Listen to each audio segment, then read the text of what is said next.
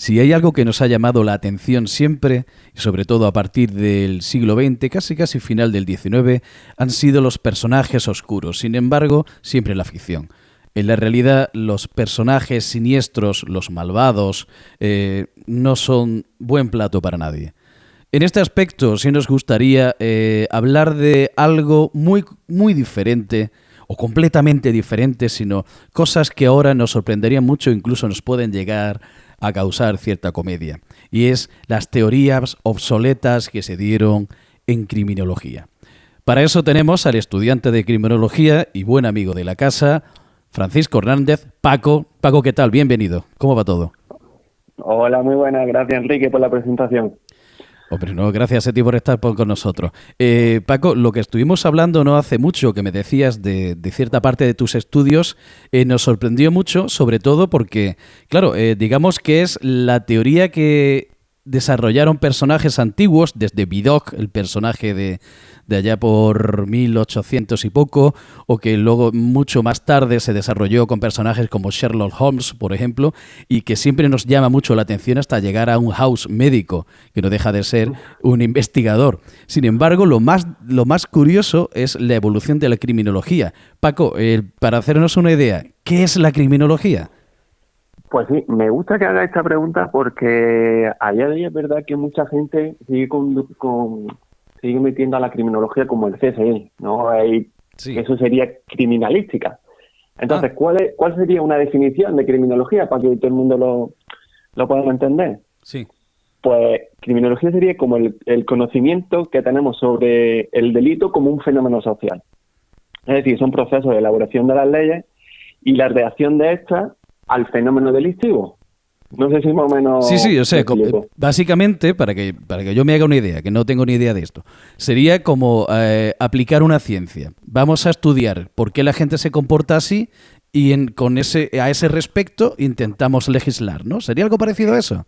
Efectivamente, ya siendo un poco más friki en el tema, ¿no? Sí. La criminología es una ciencia. Está considerada... Claro. Bueno, hay una parte que la sigue mirando como que no es una ciencia, pero la criminología actual sí es considerada como ciencia por el método científico con la que está aplicándose. Por tanto, como bien has dicho, es una ciencia. Es una ciencia que anda entre media entre lo social y lo biológico, porque tanto se estudia desarrollo del comportamiento como psicológicos como reacciones de la sociedad. O sea, que la criminología sería algo transversal, entre la sociología, la psicología y la sociología. Claro, es que es un compendio de muchas materias que se deben estudiar, porque el objetivo último es el control de ese delito, el controlar al delincuente, el poder entender a una víctima, el control social que se puede tener sobre ese comportamiento desviado, claro, que tanto se habla en criminología. O sea, a ver, nosotros lo que estamos intentando explicar es que se intenta aplicar, vamos a ver si me explico bien, ¿vale? El método científico, aplicarlo a algo tan antiguo como la creación del pecado. Es decir, seleccionar algunos comportamientos y decir que esos no son aceptados en sociedad. Efectivamente, es estudiar el comportamiento desviado en multitud de variantes. Comportamiento desviado. Sí, el comportamiento desviado es cuando alguien se está saliendo de lo que es la normalidad establecida por una sociedad. Pero ¿no? Eso es muy interesante, Paco, porque la desviación de la conducta varía según la sociedad y la época de cada sociedad, ¿no? Efectivamente, el comportamiento desviado antiguamente se veía muy bien, por ejemplo, ¿no? Nos vamos ya a la época de la Inquisición, aquella época tan oscura dentro que tuvimos aquí con nuestro gran regidor Torquemada que hacía barbaridades. Y el San Benito propio que le ponía al acusado o blasfemo era normal, era lo normal. A día de hoy, en aquel momento no era un comportamiento desviado. A día de hoy tú no puedes criminalizar a una persona de esa forma, poniéndole un capirucho, una soga con llamas. A día de hoy eso sería un comportamiento desviado. Pero en la época de la Inquisición podemos ver que era algo normal y aceptado por la sociedad.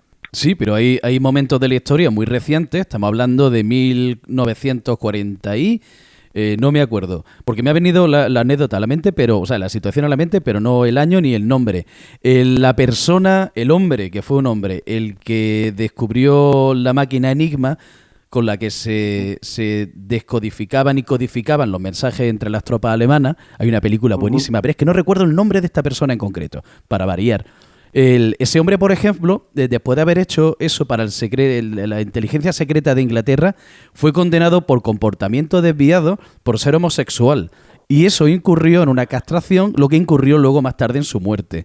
Castración química creo que era, por cierto, no estoy seguro. Bueno, tampoco nos tenemos que ir muy lejos. En nuestro propio país existía la ley de vagos y maleantes, en la que se perseguía la homosexualidad, o la que se perseguía darse un beso en las plazas entre una pareja heterosexual. Y eso lo tuvimos a poco de que terminara el régimen franquista en España, la ley de vagos y maleantes, que es muy curiosa esa ley. Claro, o sea que la criminología hay que entenderla dentro del ámbito de cada sociedad. Eso parece ser completamente importante, ¿no? Sí, de cada sociedad y en el momento actual. Porque es que lo que ayer estaba bien, hoy está mal, y lo que hoy está mal, mañana está bien.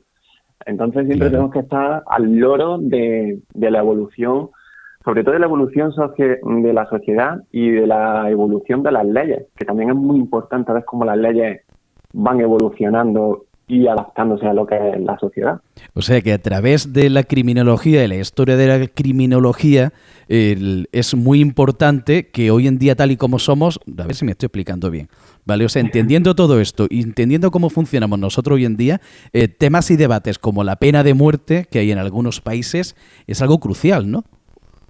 Efectivamente, en España creo que es verdad que se abolió la pena de muerte. Sí, claro. Fuimos uno de los países pioneros, y en la Constitución de la PEPA de 1812 de Cádiz ya se abolió la pena de muerte. Fuimos uno de los primeros países que abolió la pena de muerte. Es verdad que después se retomó, ¿no? Con la dictadura, claro. Con dictadura y demás. Pero fuimos yo creo que una de las constituciones más evolucionadas para la época, y que ha servido de referente para el resto de constituciones del mundo, fue la Constitución española de 1812 de Cádiz. Fue un hito muy importante para entender todo cómo va evolucionando. Claro. Hasta llegar al día de hoy. Claro. Bueno, recomendamos ahora que se dé un repaso a la canción La Hoguera de Javier Crae para entender diferentes métodos. Grande Javier. Referente siempre. Oye, Paco, ya que tenemos un inicio muy bien explicado, y este podcast, la verdad que como no tenemos prisa ninguna y esto puede durar lo que sea, yo creo que podemos empezar ya, aunque ya llevemos unos 8 minutitos, pero me ha parecido una introducción muy, muy importante. Y como te digo, como no tenemos prisa ninguna, ¿por dónde comenzamos a estudiar las cosas más aberrantes que se han visto en criminología y en aplicación de leyes? Pues mira, una de las cosas que a mí, desde que empecé a estudiar, es verdad que llevo un poquito de tiempo estudiando criminología, porque entre trabajo, estudio, es difícil compaginar un estudio ahora, un grado.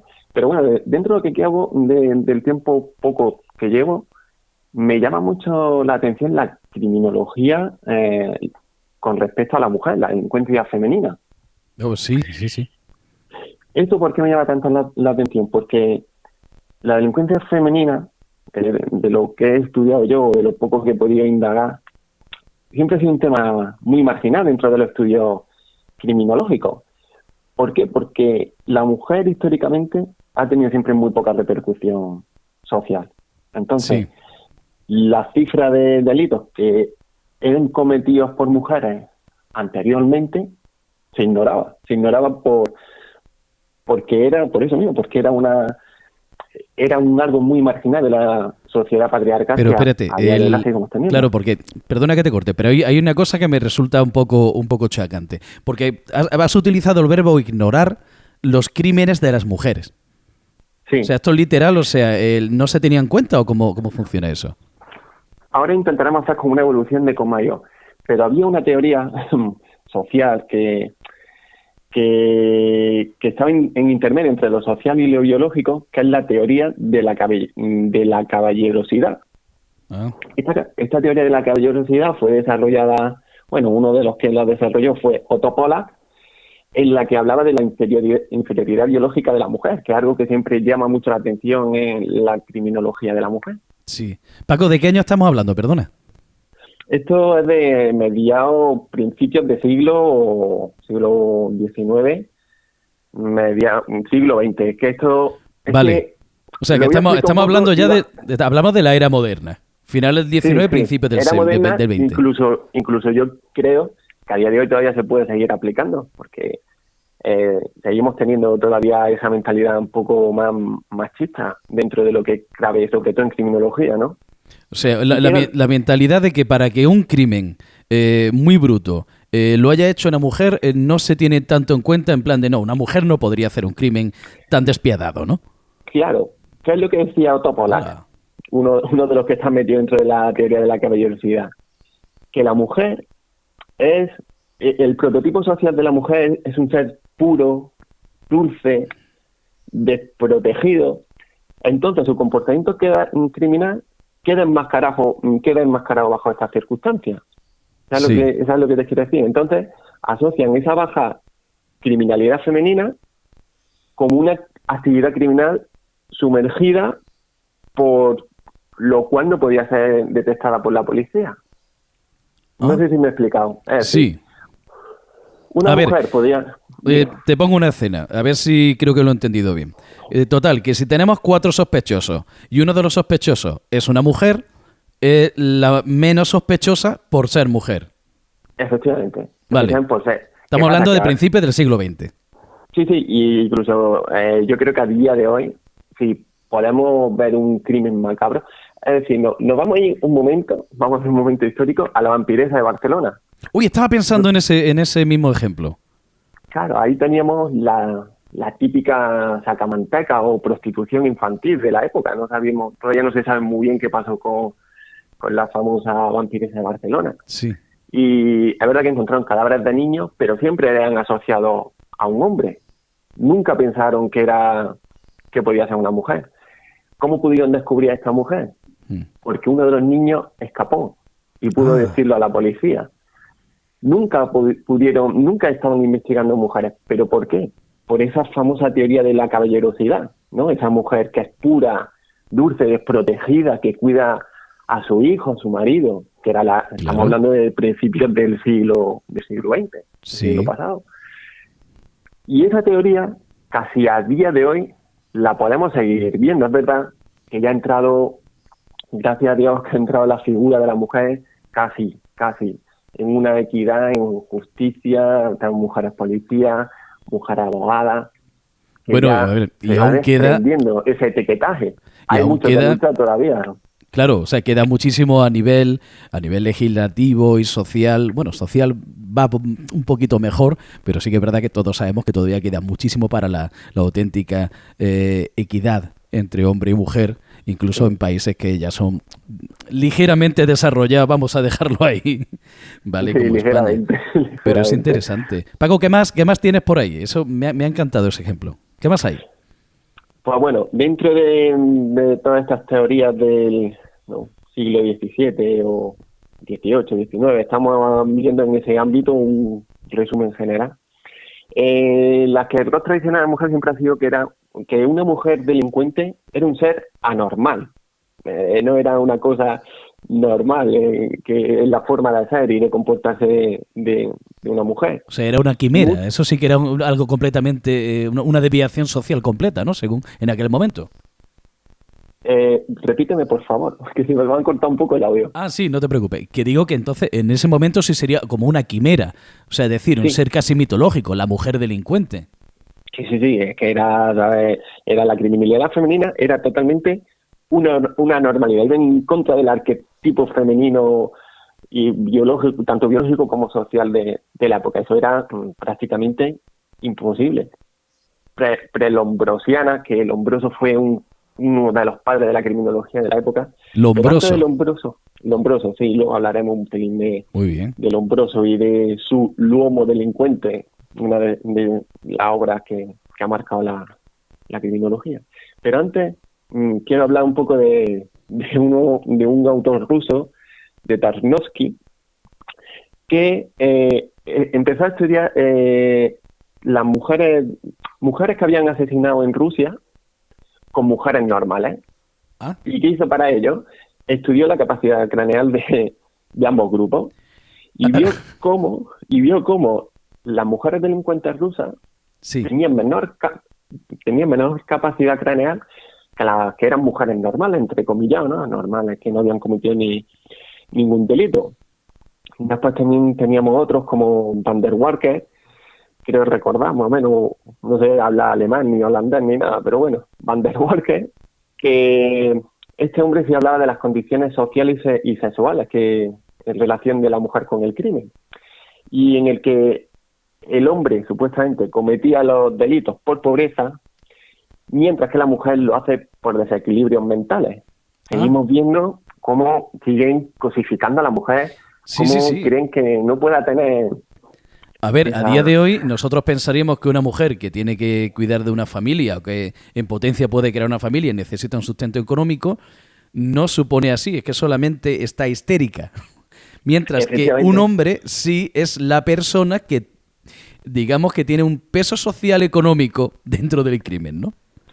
Claro, siempre vamos a ver como que la mujer, si ha cometido un crimen, va a ser casi inducida por el hombre. Luego el hombroso va a hacer una diferenciación de criminales, en este caso femenino, muy curioso, en la que había partes que la llamaban histéricas, que eran mujeres que estaban bajo una dominación total del hombre, y que si cometían algún asesinato iba a ser por culpa del hombre o por deseo del hombre.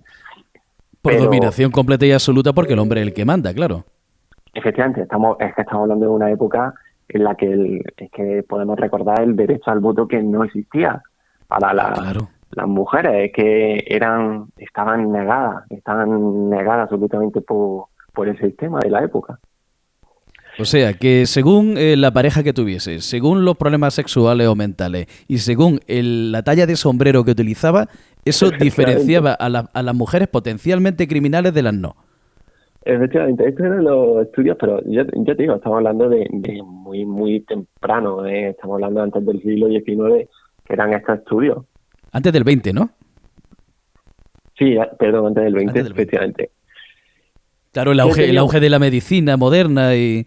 Claro, ahí empezó cuando empezó toda esta historia. Que era a raíz de que se pudieran hacer autopsias, creo, ¿no?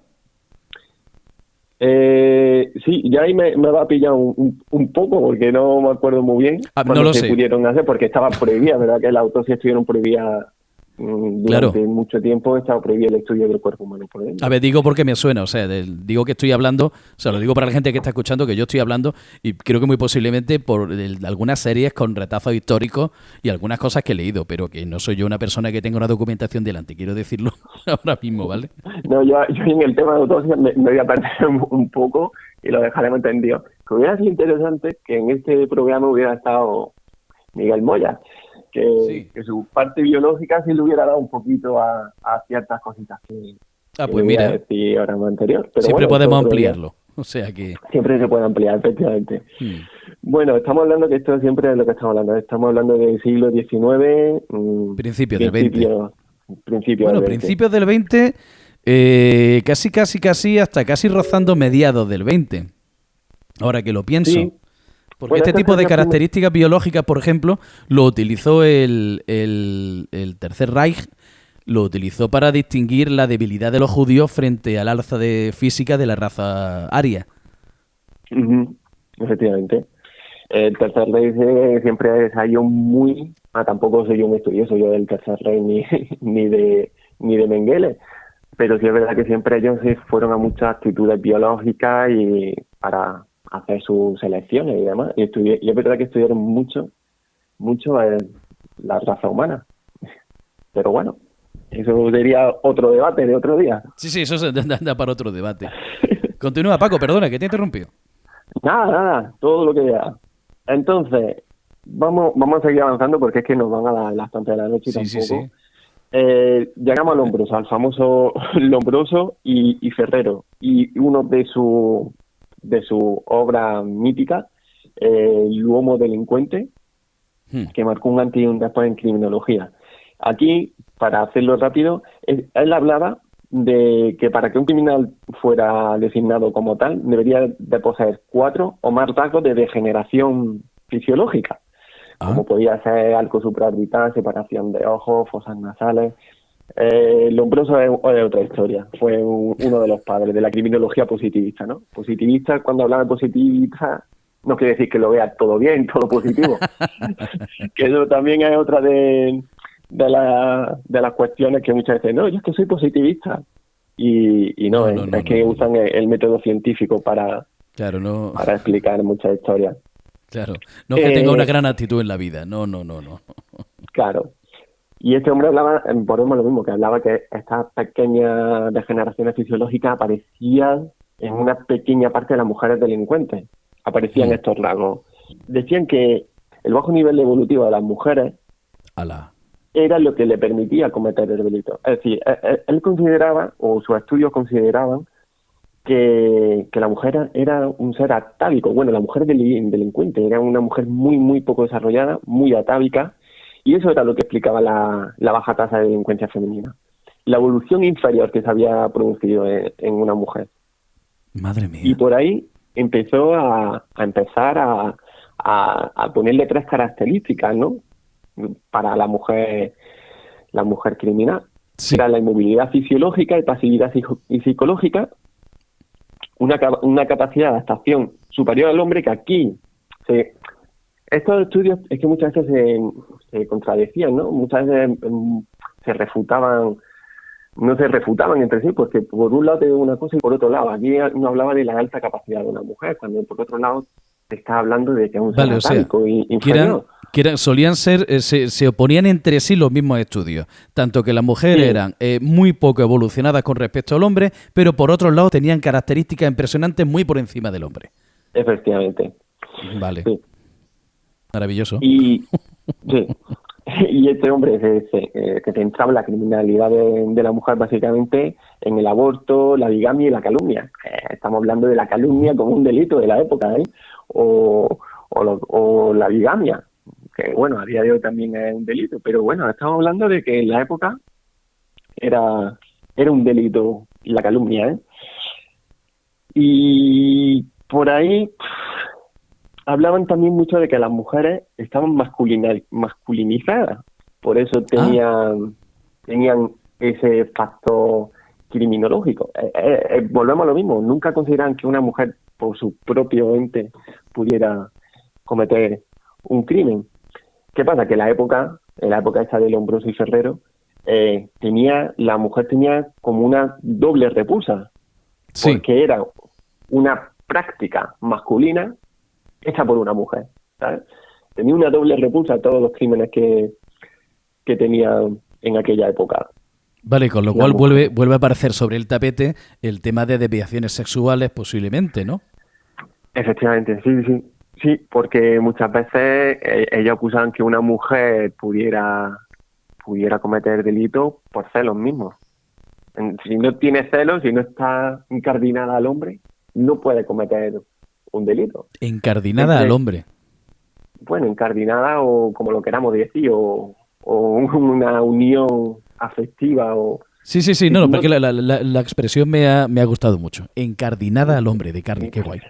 Vale. Es el romanticismo del nuevo vocabulario que uno va aprendiendo. Sí.